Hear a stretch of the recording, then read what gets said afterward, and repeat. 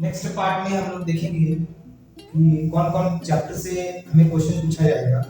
वो चैप्टर का नाम क्या है जो हमें टर्म 1 में आएगा, हमारे टर्म 1 में आएगा, अकॉर्डिंग टू सिलेबस हम लोगों को पढ़ना है ना।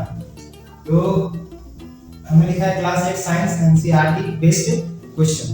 एनसीईआरटी बेस्ड क्वेश्चन में from chapter microorganism friend and foe. Microorganism friend and foe का मतलब क्या है? Microorganism friend and foe मतलब सूक्ष्म जीवाणु हमारे दोस्त या दुश्मन। दूसरा है कंबक्शन एंड फ्लेम, ये हम लोग बारीकी से पढ़े हैं और इस चैप्टर को क्वेश्चन आंसर भी किए हम लोगों ने। तीसरा conservation of plants and animals, plants और एनिमल्स का संरक्षण।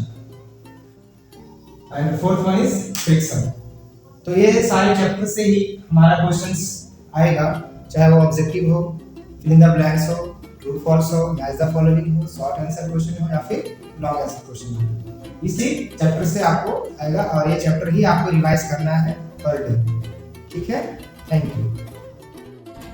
आज मैं फिर शॉर्ट आंसर टाइप क्वेश्चंस लाया हूं दूसरे चैप्टर का। The name of the chapter is combustion and flame. The first question is name the various zone of the candle flame. Candle flame का वेरियस जोन बताना है, डायग्राम करके उसका नाम लिखना है। सेकंड क्वेश्चन है व्हाट इज द फ्यूल। ईंधन किसे कहते हैं? Name a solid, a liquid and a gaseous fuel. ये सॉलिड, लिक्विड और गैसियस फ्यूल के नाम आपको लिखने हैं। Third one is what is the difference between, क्या अंतर है, डिफरेंस क्या है या combustible and non combustible substances में, ज्वलनशील पदार्थ और अज्वलनशील पदार्थ में क्या अंतर है। चौथा क्वेश्चन है डिफाइन एक्सप्लोजन। विस्फोट किसे कहते हैं, विस्फोटक क्या है, एक्सप्लोजन को डिफाइन करें। And the fifth one is why does फुलझड़ी sparking light require some heating before it sparks.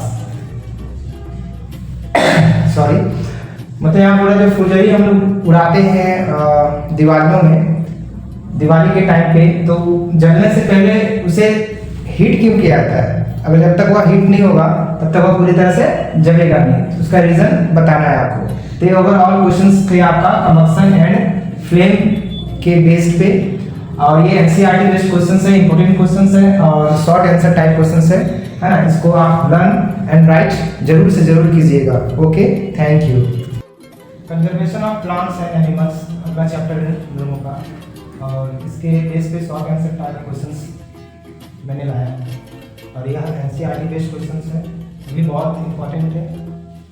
The first question is why there is need to create protected areas such as wildlife sanctuaries, national park and biosphere reserve. सबसे पहले मैं ये कहना चाहूँगा कि wild life sanctuary क्या है हम लोग पढ़ चुके हैं, है ना। नेशनल पार्क्स और बायोस्फीयर, ये तीनों टर्म्स हम लोगों को पता है और हम लोगों ने क्लास में पढ़ भी चुका हूँ। तो यहाँ बोला गया है कि ये जो एरिया है प्रोटेक्टेड एरिया, संरक्षित एरिया, सुरक्षित एरिया, वो नीड क्यों है इसका क्रिएट करने का, इसको जरूरी क्यों है ये सब चीज़ों को लाने के लिए, ये सब एरिया को लाने के लिए क्या ज़रूरत पड़ी है, ठीक है, ताकि हमारा वाइल्ड लाइफ और प्लांट लाइफ दोनों कंजर्व रहे। तो इसका आंसर आपको लिखना है बारीकी से। Next one is what make an ecosystem. जो इकोसिस्टम क्या होता है, जिसमें बायोटिक और अबायोटिक कंपोनेंट दोनों एक दूसरे से इंटरैक्ट करें। Name the act instrument by the government India to conserve the forest.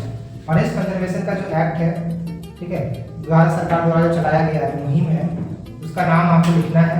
और इकोसिस्टम क्या है, इकोसिस्टम बनता कैसे है, इसके बारे में आपको लिखना है। Third one is how is the life of people, लोगों का जीवन, living in the forest destructed due to deforestation.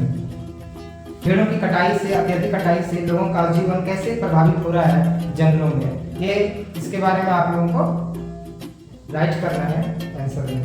And the fourth one is what do you understand by flora and fauna, है ना। Flora is related to plants species and the fauna is related to animal species.